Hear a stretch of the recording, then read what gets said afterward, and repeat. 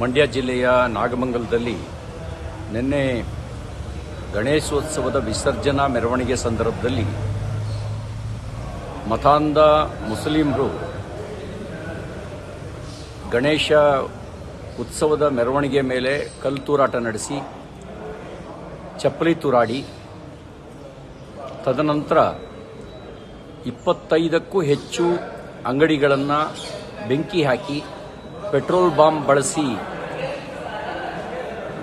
ಬೆಂಕಿ ಹಾಕಿರೋದನ್ನು ನೋಡಿದಾಗ ಈ ಕೃತ್ಯ ಪೂರ್ವಯೋಜಿತ ಕೃತ್ಯ. ಕಳೆದ ವರ್ಷವೂ ಕೂಡ ಗಣೇಶೋತ್ಸವದ ಮೆರವಣಿಗೆ ಮೇಲೆ ಗಲಭೆ ನಡೆಸುವಂಥ ಪ್ರಯತ್ನವನ್ನು ಮಾಡಿದ್ರು. ಈ ವರ್ಷ ಪೂರ್ವ ಸಿದ್ಧತೆಯನ್ನು ಮಾಡಿಕೊಂಡು ಗಲಭೆ ನಡೆಸಿರೋದು ಸ್ಪಷ್ಟ ಆಗುತ್ತೆ. ಮಾಹಿತಿ ಇದ್ದರೂ ಕೂಡ ಮುಂಜಾಗ್ರತಾ ಕ್ರಮ ಕೈಗೊಳ್ಳದೇ ಇರತಕ್ಕಂಥದ್ದು ಪೊಲೀಸ್ ಇಲಾಖೆಯ ನಿರ್ಲಕ್ಷ್ಯ.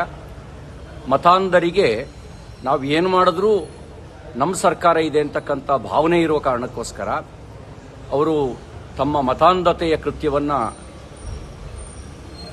ಮನಸೋ ಇಚ್ಛೆ ಮಾಡ್ತಾ ಇದ್ದಾರೆ.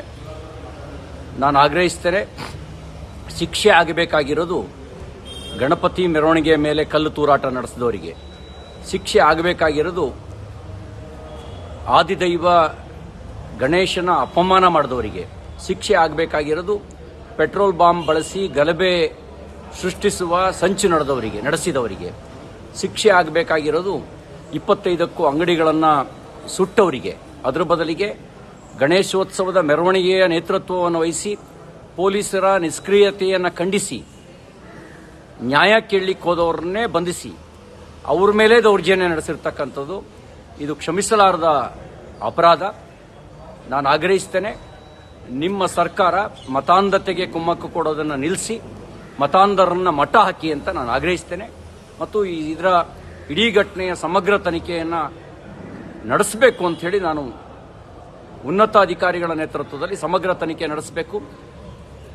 ಬೇರೆ ಬೇರೆ ಕಡೆಗಳಲ್ಲಿ ನಡೀತಿರ್ತಕ್ಕಂಥ ಗಲಭೆಗಳನ್ನು ನೋಡಿದಾಗ ಕಲಬುರಗಿಯಲ್ಲಿ ಸಣ್ಣ ಕಾರಣಕ್ಕೆ ಅಲ್ಲಿಯ ಬೈಕ್ ಶೋರೂಮಿಗೆ ಬೆಂಕಿ ಹಾಕಿರೋದಿರಬಹುದು, ಚಿಕ್ಕಮಗಳೂರಿನಲ್ಲಿ ವೈದ್ಯರ ಮೇಲೆ ಹಲ್ಲೆ ಮಾಡಿಸಿರೋದಿರಬಹುದು, ಇವೆಲ್ಲ ಒಂದೇ ಕೋಮಿಗೆ ಸೇರಿದ ಮತಾಂಧರೇ ಈ ಎಲ್ಲ ಕೃತ್ಯವನ್ನು ಮಾಡಿರೋದನ್ನು ನೋಡಿದಾಗ ಇದರ ಜಾಲ ಯಾವುದೋ ಒಂದು ದುರುದ್ದೇಶವನ್ನು ಇಟ್ಕೊಂಡು ಈ ರೀತಿ ಕೃತ್ಯವನ್ನು ಮಾಡ್ತಾ ಇದ್ದಾರೆ ಅಂತಕ್ಕಂಥದ್ದು ಒಂದು ಅನುಮಾನ ಬರ್ತಾ ಇದೆ. ಇದರ ಸಮಗ್ರ ತನಿಖೆ ಆಗಬೇಕು ಅಂತ ಆಗ್ರಹಿಸ್ತೇನೆ.